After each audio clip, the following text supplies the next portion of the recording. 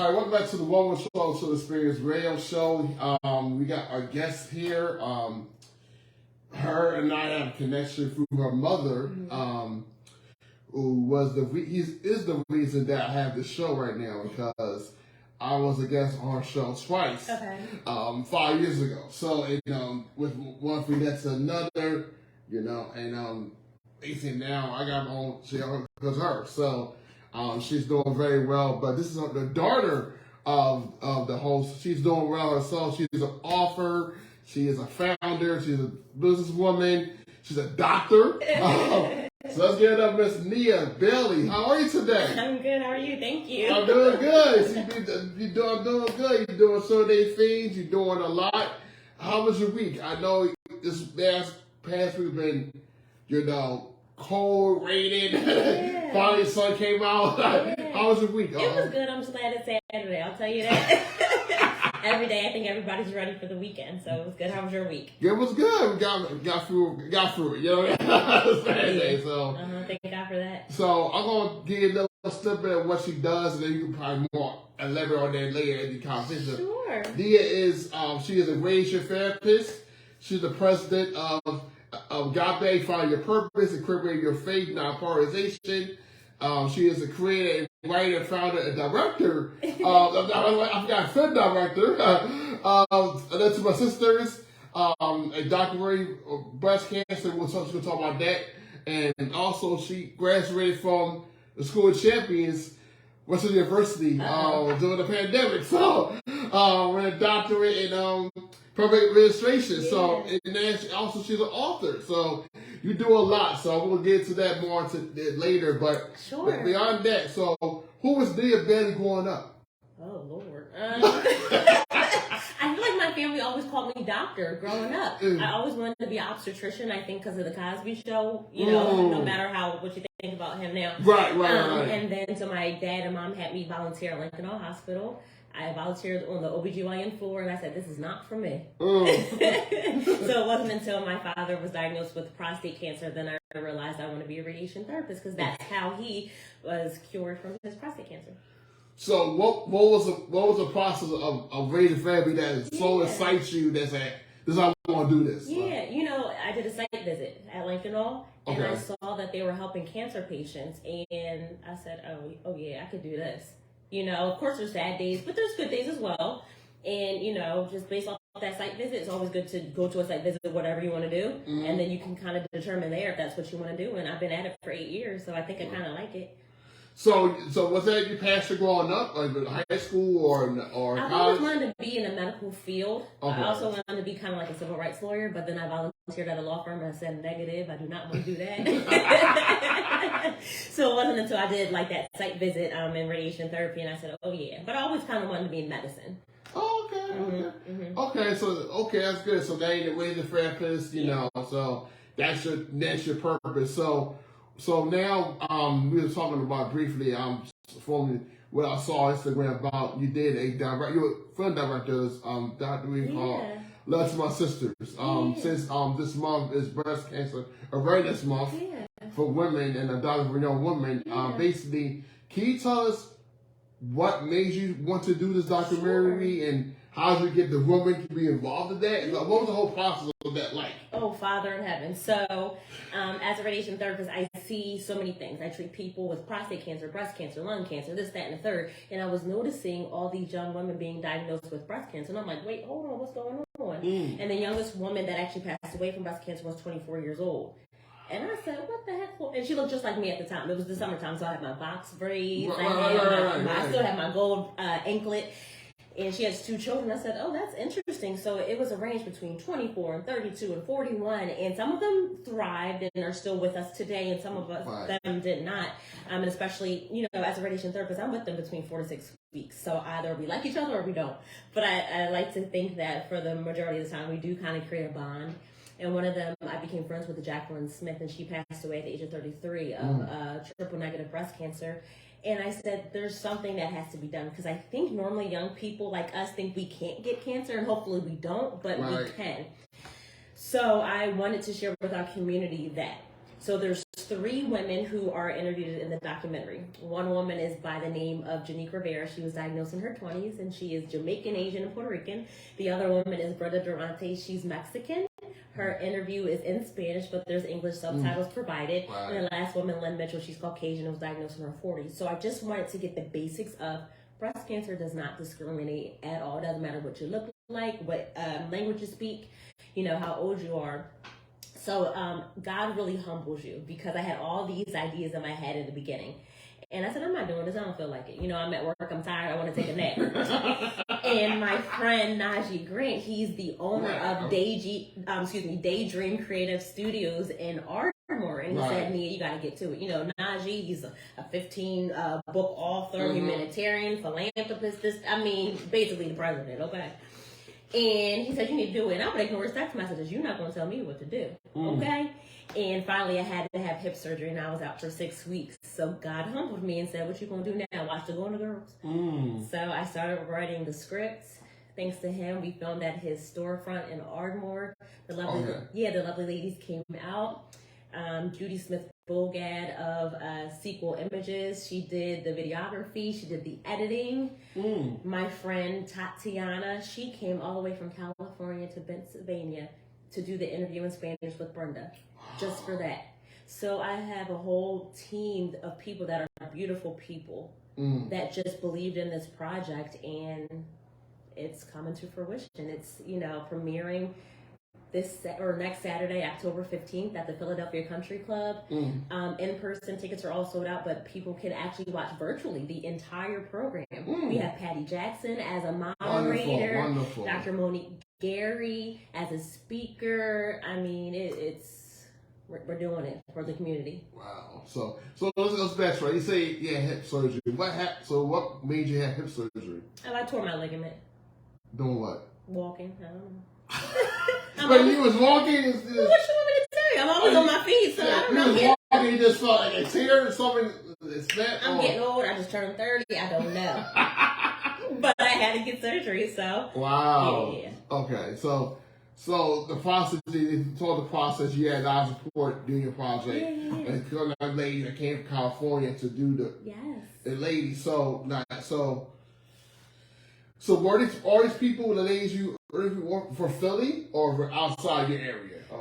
So although I'm from West Philly, I work in Delaware, and they were all my patients. Okay. And that wasn't even my thought. You treat people, whatever, and then we become friends, we become family. So you're checking in on each other throughout the years. It's like, yo, I have this project. And they're like, oh yeah, I want to do it, So that's not that. I would never think I would be, write a document. Well, I'm a radiation therapist. That doesn't even make any sense to me, Right.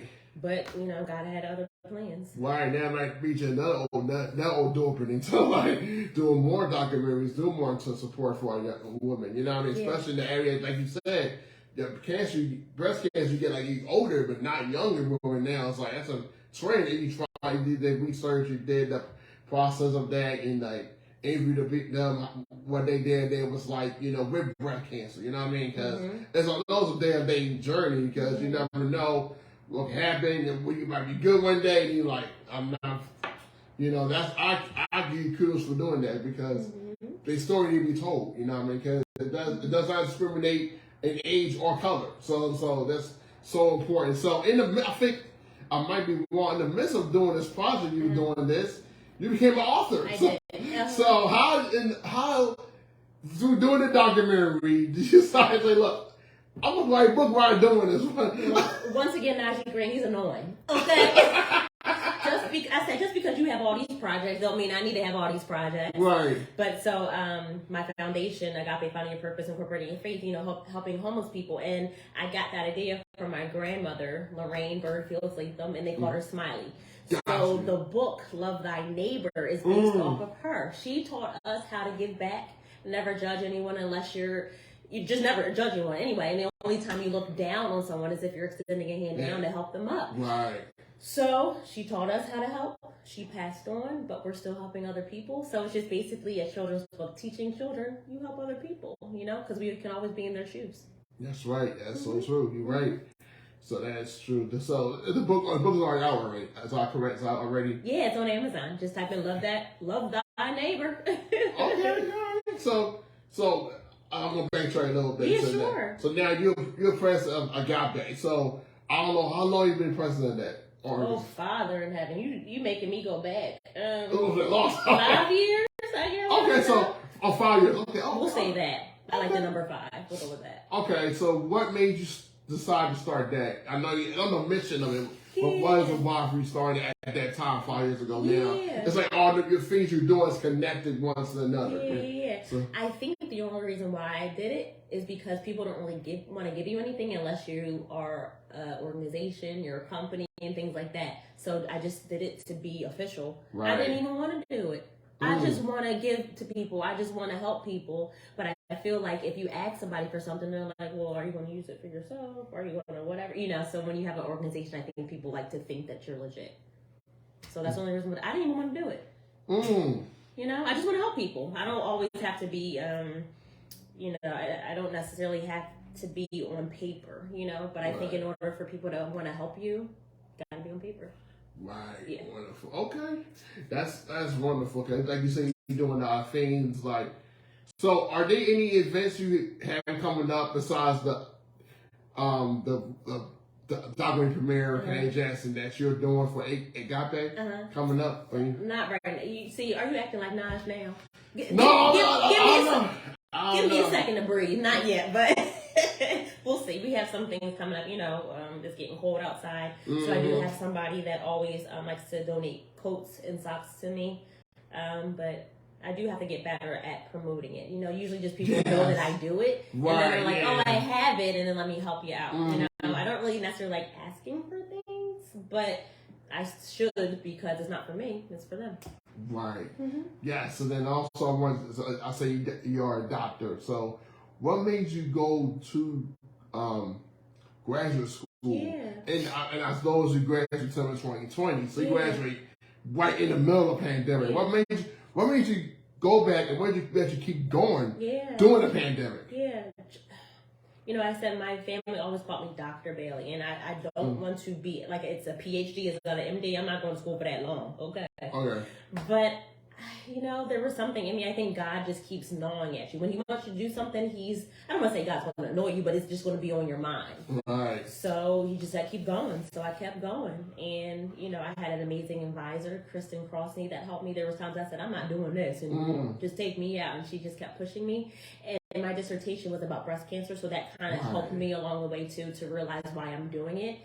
And I think there's always a motivation behind you do whatever you want to do. So there's a motivation why you do everything that you do for the community. So for me, I did it because of my friend Jacqueline that passed away. You know, so I think the times when I'm like, I'm not doing this no more, it was Jacqueline like, well, Jacqueline's not here anymore, keep doing it. You know, and before she passed, she said, don't forget about me. Don't forget about me. So there's times when I just keep pushing. So I think that's why I kept going. Keep going. Don't stop. That's right. So in your journey of doing radiation breast cancer, there are some myths and some misconceptions and some things that people may not know about breast cancer awareness that are like, we don't understand. It's not, you know, that's not normal. Can you share a couple of things about breast cancer or that people should know about that we don't know about? Okay, that's a good point. I think typically people think there's like one type of breast cancer, but there's multiple types of breast cancer. I'll start with there. So that's a huge misconception. I'm going to say typically, with any cancer that you find early, it pretty much has a good cure. So I'll say that. I think as soon as you see cancer, it's like, oh, I'm going to die. No, there's, you know, a lot of medicine and chemotherapies and things like that can kind of help you push through and kind of be on the curative side. There are different types of cancers that affect more groups. So, for example, anybody can get something called triple negative breast cancer. So, what is that? Okay. So, true negative. I think negative means you don't have it. Yeah. You're right. So breast cancer has 3 components to it. Okay.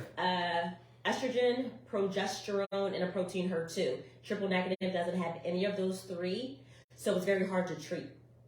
And the issue with that is, so across the board, I don't care what you look like, I don't care what your race is, it's very hard to treat, period. But what they're finding is with research, Black people don't get enrolled in research clinical trials because we're like, I'm not going to be like the Tuskegee experiment. I'm not going to be like Henrietta Lacks. So the issue is it becomes very aggressive because the things that they test on us, they don't have a lot of research on it because we don't like to enroll in clinical trials. So, for example, Tylenol, they had to do 1 million clinical trials to determine that it works for everybody. Right. Black people did it, Asian people did it, white people did it, etc.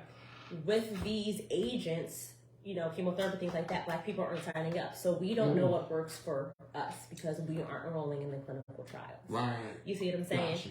So I think, I guess it falls into the misconception that we think that we're going to be used as guinea pigs. So we don't want to enroll in clinical trials. And we just get stuck in our head that Tuskegee experiment, which happened, and I understand the fright behind it.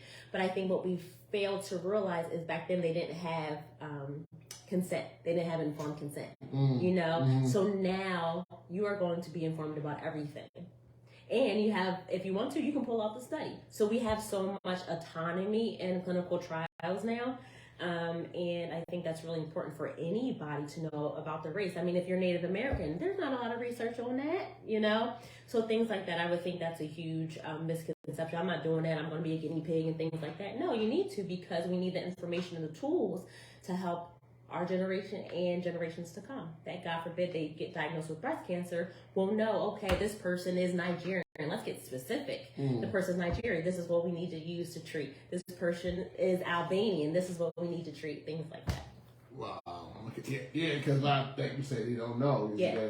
They won't be guinea pigs. So I think that's very important when people get tested, get tested. So like early, because I know the woman that picked out the age mark is 40. So based on what's going on, what you did, should we get tested younger and younger? Because you never know. You don't want to wait till you're 40 years old. Yeah. Get tested. You know what I mean? Like, yeah, I definitely think it's important. Like, I don't think a 16-year-old necessarily. No, not 16. I mean, but they do. I know a person as young as 18 that was diagnosed with breast cancer. But my point is to know your body. If you feel like there's something wrong with your body, then seek help. Don't just randomly go Tuesday.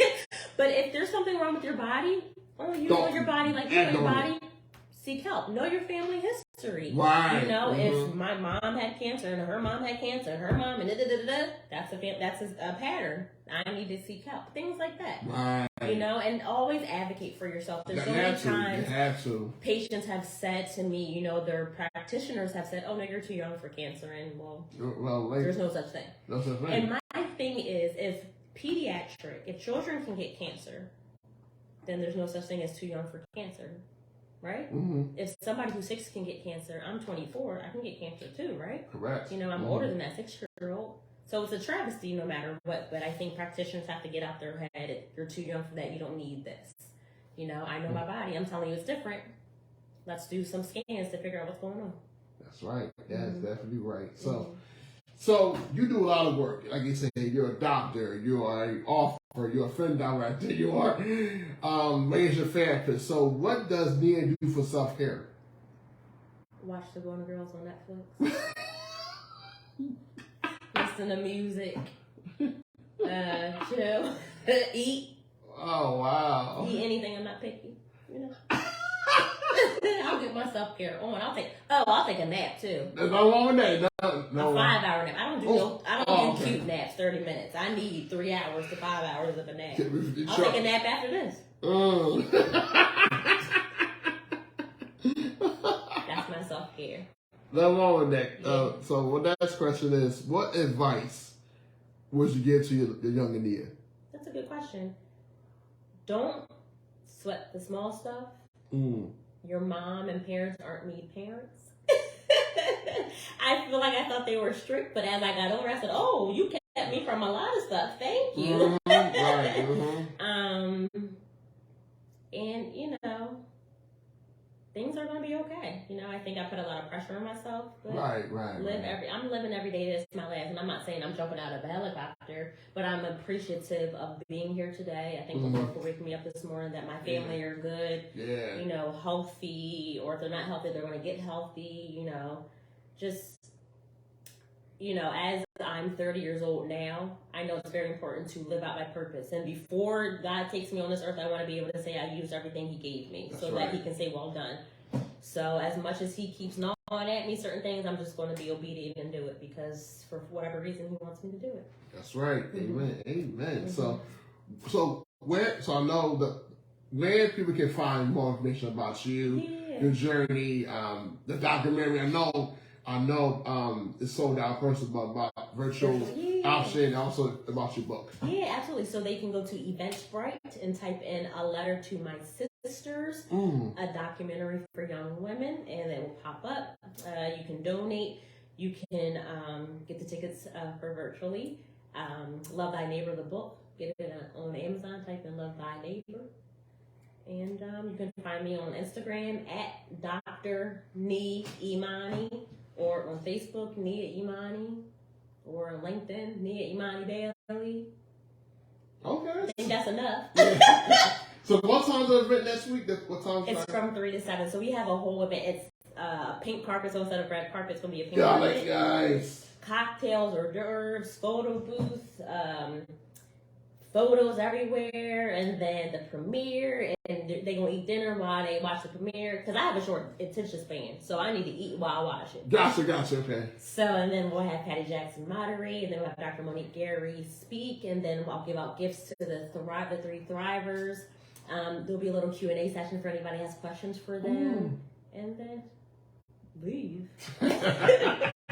I'll speak to existence. That's going to be a great event. Thank you. Hopefully it might be a lead on to more conversations and more, you know what I'm saying? Because women need to know what's going on. And I think the more you do the documentary, I think more people will get the eyes to it, you know what I mean? Yeah, because it's about drawing conversation, about getting informed, you know, and also like knowing that breast cancer doesn't discriminate, and that we need to be aware of what's going on in our bodies, and that you have an inkling, get checked, you know what I mean? Don't wait till it's too late. Don't, because I think what you're doing, God calls you to do something, and I like the title, Letter to You, this is my sisters, a letter. I like that. Like basically write a letter to your younger self about, okay, I should have got tested on, I should have did this, you know what I mean? But it's about changing the narrative about breast cancer, changing the narrative about, how you deal with it on a regular basis, you know what I mean? And I'm very proud of you that you're still doing this, and also your book. I think Office Cafe had one today. I know I got you for November 12th. So we're gonna talk about it. I love the title, I love your neighbor, and that book is on time because a lot of kids don't like each other, and people don't like each other. People like just people in general. Someone's going on in the city and our communities that this book could be a good healing spot for especially our young kids. You know what I mean? Help one another instead of tearing down one another. I think that is totally needed, and I'm very appreciative of you doing that. Thank you. Do you have any final words for us today? I just want to note that men can get breast cancer too. Yes. Okay. Although it does say letter to my sisters. Maybe the remix is going to be a letter to my brothers. So would they treatment for a man be the same, or woman be different, or be? Well, I think everything is individualized, but if a man gets was diagnosed with breast cancer, chemotherapy, depending on the size of the tumor, things like that, maybe just radiation. Right. So there's so many factors, but they will still follow that same track. Got you. Okay. And I definitely want to leave everybody with it's important to know your purpose. Everybody has, Martin Luther King said, everybody has to find what they would die for, and that's your purpose. So he had his purpose at Malcolm X. Even Emmett Till had a purpose, and he didn't even know. So know what your purpose is and live that out. Because I think once you know what your purpose is, I don't know if it always feels like work. Sometimes we're tired, but it gets us out the bed. That's right. It drives us. When somebody gets on your nerves, you say, well, I'm still here. This is my purpose. And then because when you're living out your purpose, you're always being obedient to God, and that's what we want to do. Yep. Wow. That's very, very well. So, Nia Bailey, thank you so much. Thank you for having me. It's an honor to have you as my guest on my show. well. Thank you. Thanks to your mom, knowing it feels baby, you know. My baby. Yes, setting the trail for me to have this show, have you on here. So now it's full circle now. Yeah. Full circle now. Yeah. Say hi to your brother too, Joanne. I know. And I see. you know, we repping. So my sister in love, she has a photo booth company, Four Hills Photo. Follow on Instagram for Four Hills Photo Booth. My brother has a amazing junk removal business. Okay, follow at J Hill 215. My mom more than Kale me. Yes. Follow that. Come on, it's a family thing. We doing it.